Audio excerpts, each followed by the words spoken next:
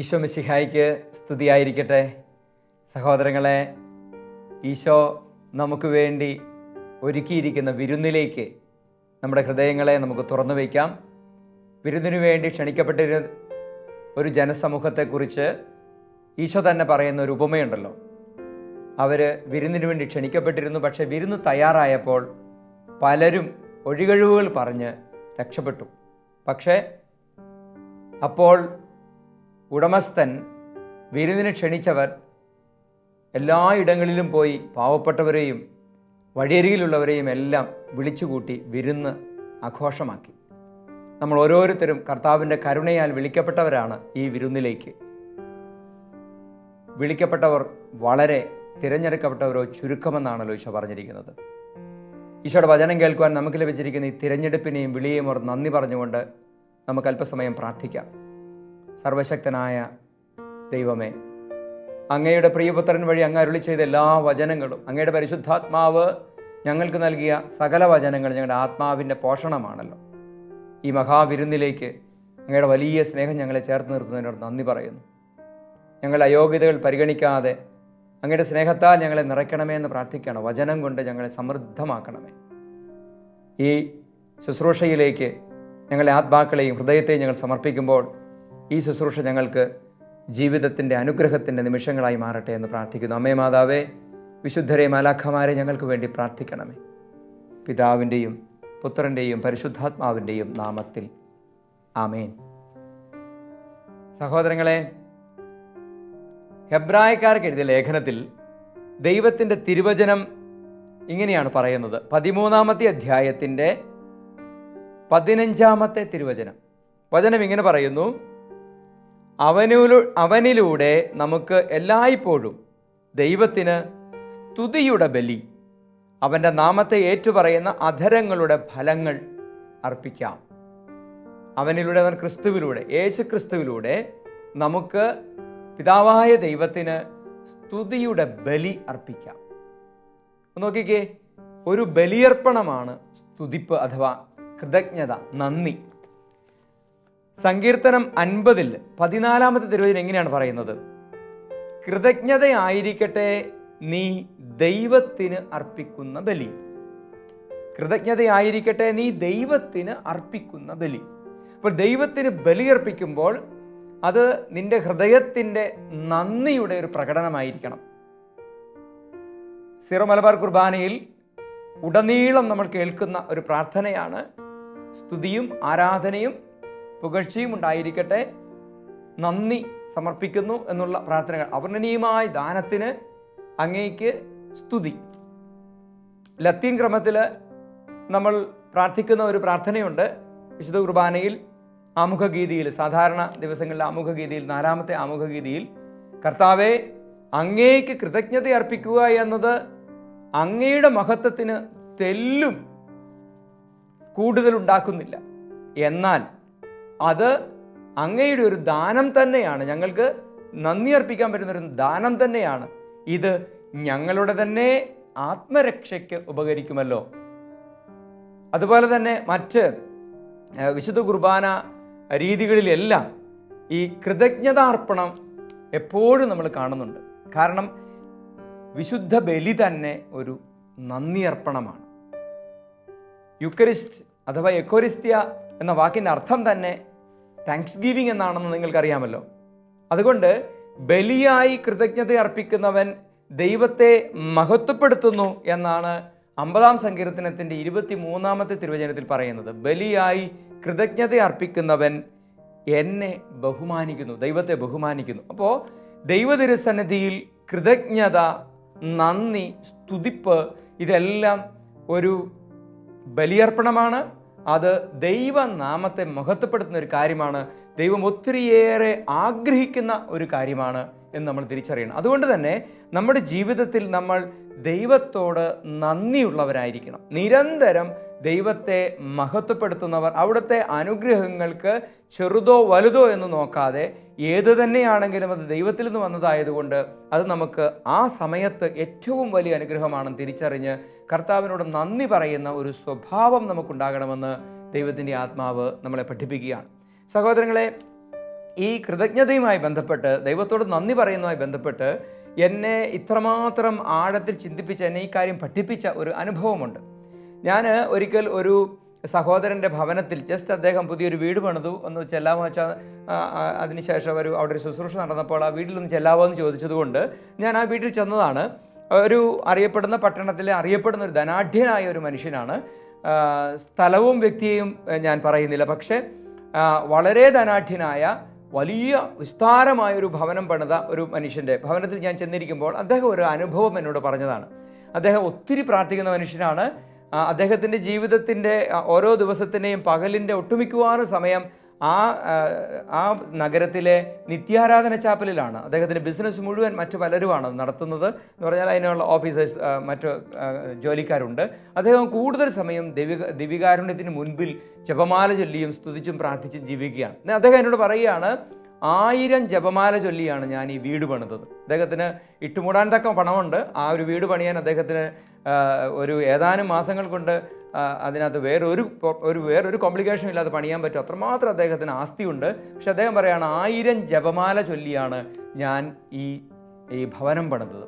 ഞാൻ ആ വീട്ടിലിരിക്കുമ്പോൾ അദ്ദേഹം പറയുകയാണ്, അച്ഛാ, ഞാൻ ഈ വീട് പണിതതിന് ശേഷം ഈ വീട് വെഞ്ചിരിച്ച് അകത്ത് കയറി കഴിഞ്ഞപ്പോൾ ഏതാനും ദിവസങ്ങൾ കൊണ്ട് എൻ്റെ ഉള്ളിൽ ഉള്ള സന്തോഷം മെല്ലെ മെല്ലെ മാഞ്ഞു പോകാൻ തുടങ്ങി. എൻ്റെ ഉള്ളിൽ ഒരു ആകുലത വന്ന് കയറാൻ തുടങ്ങി. ഈ വീട് എൻ്റെ കയ്യിൽ നിന്ന് പോകുന്നൊരു ചിന്ത തുടങ്ങി. അങ്ങനെ ഇരിക്കുമ്പോൾ ഒരാൾ പ്രാർത്ഥിക്കുവാൻ, അദ്ദേഹത്തിൻ്റെ തന്നെ സുഹൃത്ത് ആ വീട്ടിൽ വന്നിങ്ങനെ പ്രാർത്ഥിച്ചുകൊണ്ടിരുന്ന് പറഞ്ഞു, നിൻ്റെ ഈ വീട് നീ വിറ്റുകളയുമെന്നാണല്ലോ കാണുന്നത്. ഇദ്ദേഹത്തിന് ആകപ്പാടെ ആകുലതയും സങ്കടവും വിഷമവും ഒക്കെയായി ഒത്തിരി സ്വപ്നം കണ്ട് പണിത വലിയൊരു വീടാണത്. സഹോദരങ്ങളെ, എന്നിട്ട് ഇദ്ദേഹം എന്നോട് പറയുകയാണ്, അങ്ങനെ മനസ്സിൻ്റെ സന്തോഷം നഷ്ടപ്പെട്ട് ഈ വീടിനെക്കുറിച്ചുള്ള സന്തോഷം നഷ്ടപ്പെടുന്നുള്ള ചിന്ത കൂടെ വന്നു കഴിഞ്ഞപ്പോൾ, വീട് നഷ്ടപ്പെടുന്ന ചിന്തയും കൂടെ വന്നു കഴിഞ്ഞപ്പോൾ ഇദ്ദേഹം ഉപവസിച്ച് പ്രാർത്ഥിക്കാൻ തീരുമാനിച്ചു. എന്നിട്ട് അദ്ദേഹം കാണിക്കുകയാണ്, ആ വീടിൻ്റെ സൈഡിൽ ഒരു കരുണയുടെ ചിത്രമുണ്ട്. ഈശോയ്ക്ക് ഒത്തിരി സ്ഥലം അവിടെയുണ്ട്, പ്രാർത്ഥിക്കാനൊക്കെയുള്ള മുറികളുണ്ട്. അപ്പോൾ ആ കരുണയുടെ ചിത്രത്തിന് മുമ്പിൽ ഇദ്ദേഹം 3 ദിവസത്തേക്ക് ഭക്ഷണം കഴിക്കാതെ ഒരേ ഇരിപ്പിരുന്ന് പ്രാർത്ഥിക്കാൻ തീരുമാനിച്ചു. അങ്ങനെ 3 ദിവസങ്ങൾ ഇദ്ദേഹം പ്രാർത്ഥിച്ചു കഴിഞ്ഞപ്പോൾ മൂന്നാമത്തെ ദിവസത്തിൽ ഇദ്ദേഹത്തിൻ്റെ ഉള്ളിൽ ഒരു ചോദ്യം ഉയരുകയാണ്. ദൈവത്തിൻ്റെ ഒരു സ്വരം ഇദ്ദേഹം കേൾക്കുകയാണ്. അദ്ദേഹം ചോദിക്കുന്നത്, അദ്ദേഹത്തോട് ആത്മാവ് ചോദിച്ചത് എങ്ങനെയാണ്, നീ ഒത്തിരി പ്രാർത്ഥിച്ചിട്ട് ഈ ഭവനം പണിതു, നീ എല്ലാവരോടും പറയുന്നു നീ 1000 ജപമാല ചൊല്ലിയെന്ന്. നീ ഈ വീട് പണിത് വെഞ്ചരിച്ചതിന് ശേഷം എനിക്ക് നന്ദി പറഞ്ഞുകൊണ്ട് നീ എത്രമാത്രം പ്രാർത്ഥിച്ചു, കൃതജ്ഞതയായിട്ട് നീ എത്ര ജപമാല ചൊല്ലി? ഈ ചോദ്യം കേട്ടതോടുകൂടി അദ്ദേഹത്തിൻ്റെ ഹൃദയം അങ്ങോട്ട് മരവിച്ചുപോയി. കാരണം എന്താണെന്ന് വെച്ചാൽ അദ്ദേഹം സത്യസന്ധതയോടെ ഏറ്റുപറഞ്ഞൊരു കാര്യമാണ്.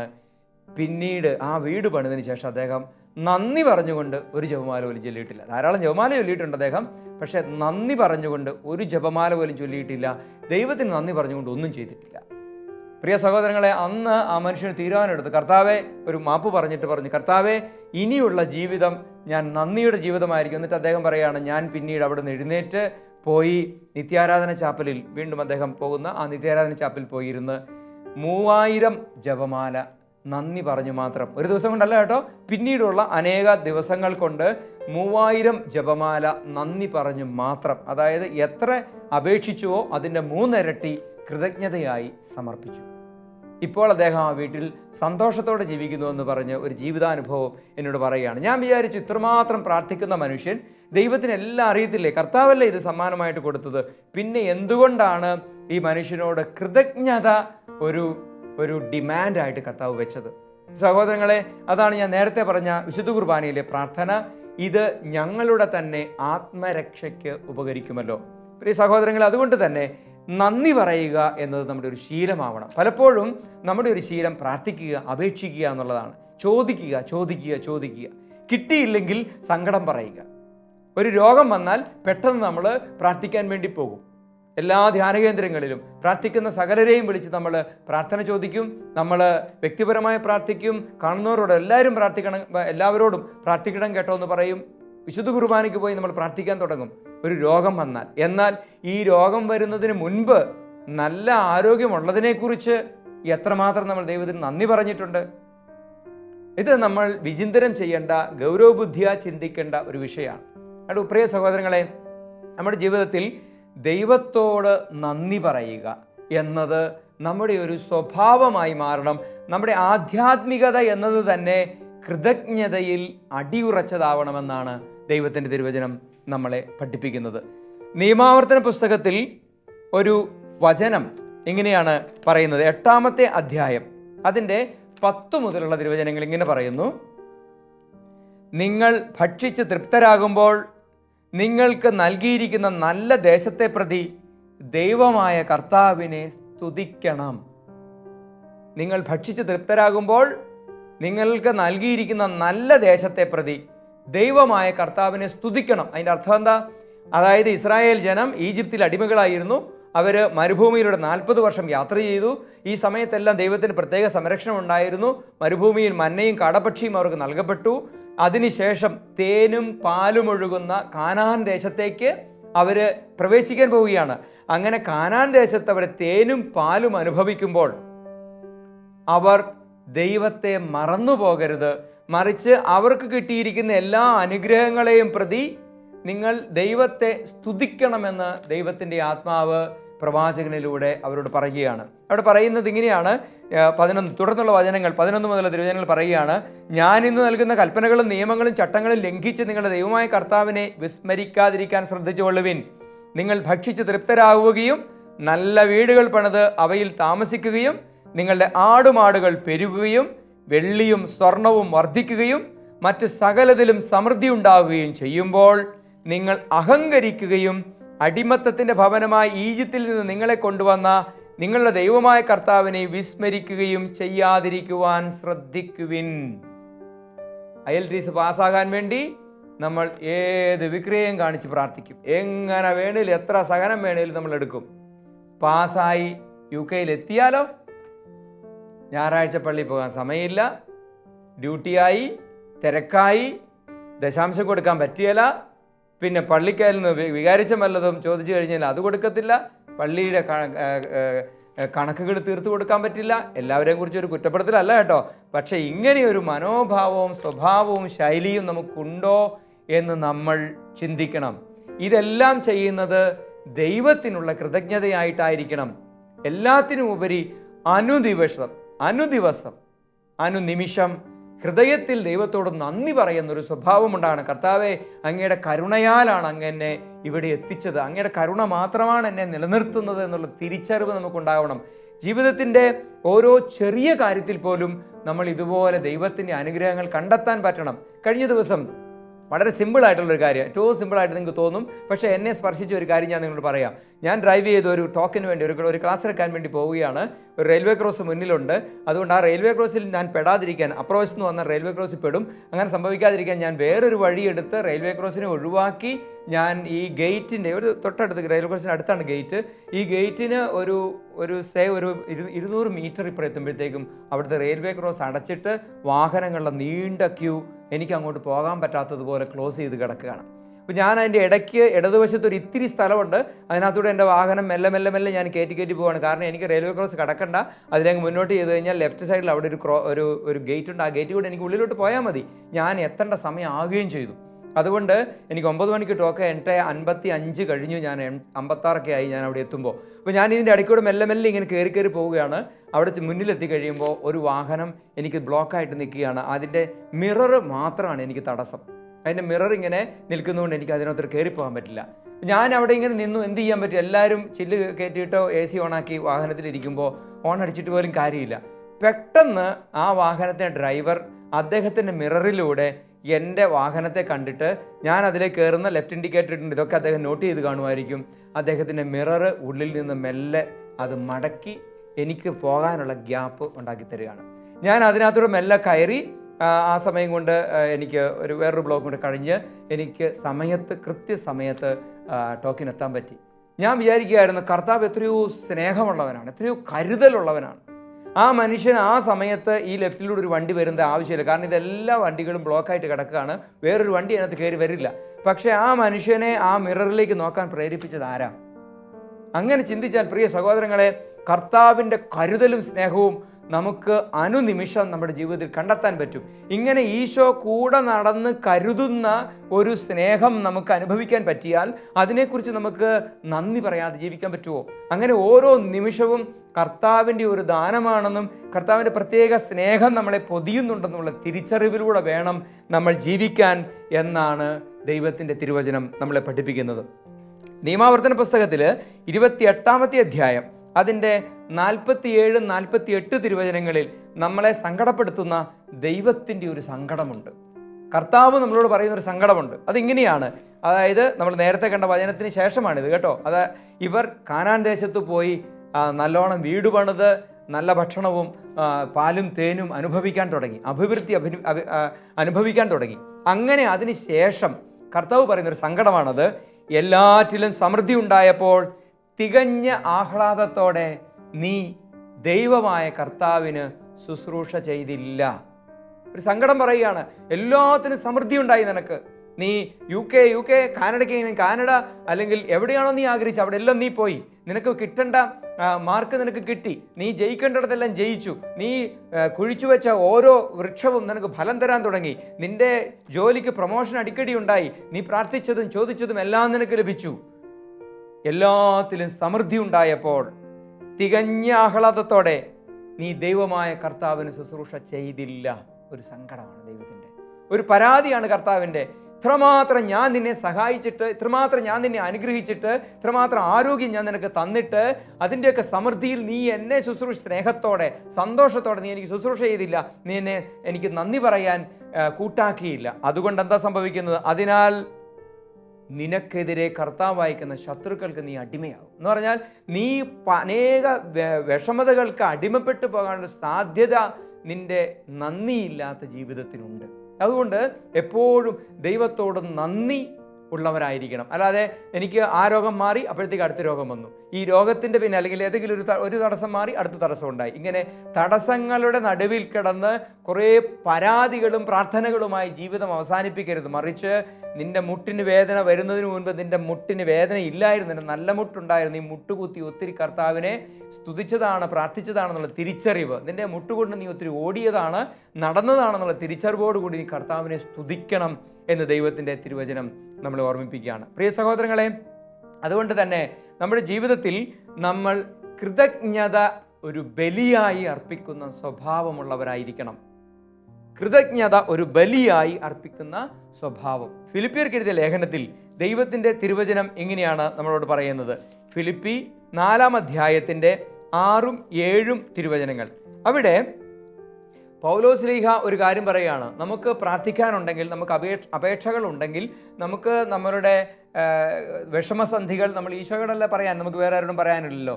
അങ്ങനെ ഈ വിഷമങ്ങളെല്ലാം ഈശോയോട് പറയുമ്പോൾ പോലും അത് നന്ദി നിറഞ്ഞ ഹൃദയത്തോടെ പറയണം പോലും. ഞാനിത് പണ്ട് വായിച്ചപ്പോൾ എന്നെ അത്ഭുതപ്പെടുത്തിയ ഒരു കാര്യമാണ് ഇത്. അതിൽ വചനം ഇങ്ങനെയാണ് പറയുന്നത്, ഞാൻ വായിച്ച് കേൾപ്പിക്കാം. 4-ാമത്തെ അധ്യായത്തിൻ്റെ ഫിലിപ്പി 4-ന്റെ 6-7 തിരുവചനങ്ങൾ. ഒന്നിനെക്കുറിച്ചും ആകുലരാകേണ്ട, പ്രാർത്ഥനയിലൂടെയും അപേക്ഷയിലൂടെയും കൃതജ്ഞതാസ്തോത്രങ്ങളോടെ നിങ്ങളുടെ യാചനകൾ ദൈവസന്നിധിയിൽ അർപ്പിക്കുവിൻ.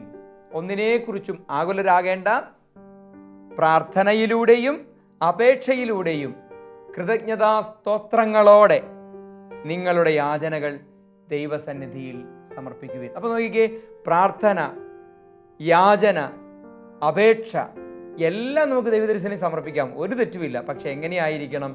കൃതജ്ഞതാസ്തോത്രങ്ങളിലൂടെ. അതുകൊണ്ടാണ് ധ്യാനകേന്ദ്രങ്ങളിലൊക്കെ നമ്മുടെ പ്രാർത്ഥനകളെല്ലാം സ്തുതിച്ചുകൊണ്ട് സമർപ്പിക്കാൻ പറയുന്നത്. അതുകൊണ്ടായിരിക്കാം പ്രിയ സഹോദരങ്ങൾ. അതുകൊണ്ട് നമ്മുടെ ജീവിതത്തിൽ നമ്മൾ കണ്ടെത്തേണ്ട ഒരു വലിയ യാഥാർത്ഥ്യമാണ്, ജീവിതത്തിൻ്റെ എല്ലാ സാഹചര്യങ്ങളിലും, ദുഃഖങ്ങളിലും സന്തോഷങ്ങളിലും നമ്മൾ കർത്താവിനെ സ്തുതിക്കുവാൻ, ദൈവത്തിന് നന്ദി പറയുവാൻ ഒരു സ്വഭാവം, ഒരു ആധ്യാത്മികത ഉള്ളവരായിരിക്കണം. പരിശുദ്ധ അമ്മയെ ഒന്ന് നോക്കിക്കേ. അമ്മയുടെ ജീവിതത്തിൽ കിട്ടിയത് വലിയൊരു അനുഗ്രഹമാണെന്ന് നമുക്ക് ബാഹ്യമായി തോന്നും. അങ്ങനെ ഒരു വലിയൊരു അനുഗ്രഹം തന്നെയാണ് തീർച്ചയായിട്ടും. പക്ഷേ അതേ സമയം തന്നെ വലിയ സഹനങ്ങളും പരിശുദ്ധ അമ്മയുടെ ജീവിതത്തിലേക്ക് ആ ഒറ്റ കാരണം, ഈശോയെ വചനത്തെ മാംസമായി ഉദരത്തിൽ സ്വീകരിച്ച ഒറ്റ കാരണങ്ങൾ, ഒത്തിരി സഹനങ്ങളും പരിശുദ്ധ അമ്മയ്ക്ക് ഉണ്ടായിട്ടുണ്ട്. വാൾ നിന്റെ ഹൃദയത്തെ തുളച്ചു കയറുമെന്ന് പ്രവചനമുണ്ടായി. പക്ഷെ പരിശുദ്ധ അമ്മ എന്താ ചെയ്തത്? വിശുദ്ധ ലൂക്കായുടെ 1-ാമത്തെ അധ്യായത്തിൻ്റെ 46 മുതൽ തിരുവചനങ്ങൾ മറിയത്തിൻ്റെ സ്തോത്രഗീതമാണ്. അവിടെ കർത്താവിനെ മഹത്വപ്പെടുത്തുന്ന, സ്തുതിക്കുന്ന, ദൈവത്തിന് നന്ദി പറയുന്ന ഒരു പരിശുദ്ധ കന്യകയെ നമ്മളിവിടെ കാണുന്നുണ്ട്. അതുപോലെ ആട്ടിടയന്മാർ ഉണ്ണീശോയെ കണ്ടു കഴിഞ്ഞ് തിരിച്ചു പോകുമ്പോൾ അവർ സ്തുതിച്ചുകൊണ്ട്, ദൈവത്തെ മഹത്വപ്പെടുത്തിക്കൊണ്ട് അവർ തിരിച്ചുപോയി എന്നാണ് വിശുദ്ധ ലൂക്കായുടെ സുവിശേഷം 2-ാമത്തെ അധ്യായത്തിൻ്റെ 20-ാമത്തെ തിരുവചനത്തിൽ നമ്മൾ വായിക്കുക. അതുകൊണ്ട് തന്നെ പ്രിയ സഹോദരങ്ങളെ, ജീവിതം കൃതജ്ഞത അർപ്പണമായി മാറണം. ബലി എന്നത് നന്ദിയുടെ ബലിയായി മാറണം. ജീവിതത്തിൻ്റെ എല്ലാ സാഹചര്യങ്ങളും ദൈവത്തെ സ്തുതിക്കുവാൻ, കർത്താവിന് നന്ദി പറയുവാനുള്ള ഒരു എളിമ നമുക്കുണ്ടാകണം. എല്ലാം എൻ്റെ കഴിവാണ്, ഇത് ഞാൻ സമ്പാദിച്ചതാണ്, ഇത് എൻ്റേതാണെന്നുള്ള ഒരു അഹങ്കാരം നമ്മളെ തകർക്കും. മറിച്ച് എല്ലാം ദൈവദാനമാണെന്നുള്ള തിരിച്ചറിവ് നമുക്കുണ്ടാകണം. പൗലോസ് പറയുകയാണ്, എല്ലാം ദാനമായിരിക്കെ ഇത് നിൻ്റേതാണെന്ന രീതിയിൽ നീ എന്തിന് അഹങ്കരിക്കുന്നു?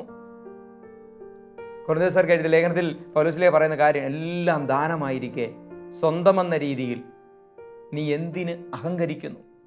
സഹോദരങ്ങളെ, ദൈവത്തിൻ്റെ തിരുവചനം നമുക്ക് ഒരിക്കൽ കൂടി ഓർക്കാം. കൃതജ്ഞതയായിരിക്കട്ടെ നീ ദൈവത്തിന് അർപ്പിക്കുന്ന ബലി. ഹെബ്രായർക്ക് എഴുതിയ ലേഖനത്തിൽ നമ്മൾ വായിച്ചു കേട്ടു 13-15 തിരുവചനം, അവനിലൂടെ ക്രിസ്തുവിലൂടെ നമുക്കെല്ലായ്പ്പോഴും ദൈവത്തിന് സ്തുതിയുടെ ബലി, അവൻ്റെ നാമത്തെ ഏറ്റുപറയുന്ന അധരങ്ങളുടെ ഫലങ്ങൾ അർപ്പിക്കാം. നമുക്കൊരു നിമിഷം പ്രാർത്ഥിക്കാം. നല്ല ഈശോയെ, അങ്ങയുടെ നാമത്തിലൂടെ പിതാവായ ദൈവത്തിന് ഞങ്ങൾ ഭക്ഷിക്കുകയോ പാനം ചെയ്യുകയോ മറ്റെന്തെങ്കിലും ചെയ്താൽ എല്ലാം പിതാവിൻ്റെ മഹത്വത്തിന് വേണ്ടി ചെയ്യാൻ, ഞങ്ങളുടെ ജീവിതത്തിന്, അനുദിന ജീവിതത്തിൻ്റെ ഓരോ നിമിഷങ്ങളിലും ഞങ്ങൾക്ക് സ്വർഗം നൽകിയിരിക്കുന്ന എല്ലാ അനുഗ്രഹങ്ങളും കണ്ട് പരാതിയിൽ മാത്രം ജീവിതം നശിപ്പിക്കാതെ എല്ലാ അനുഗ്രഹങ്ങൾക്കും നന്ദി പറഞ്ഞ് ജീവിക്കുവാൻ, ഒരു ചെറിയ കുറവിനെ കണ്ട് അത് ഒരു വിഷമമാക്കി മാറ്റാതെ കിട്ടിയ ഒട്ടനവധി അനുഗ്രഹങ്ങളെ ഓർത്ത് ദൈവത്തിന് നന്ദി പറയുവാൻ ഞങ്ങളെ പഠിപ്പിക്കണമേ.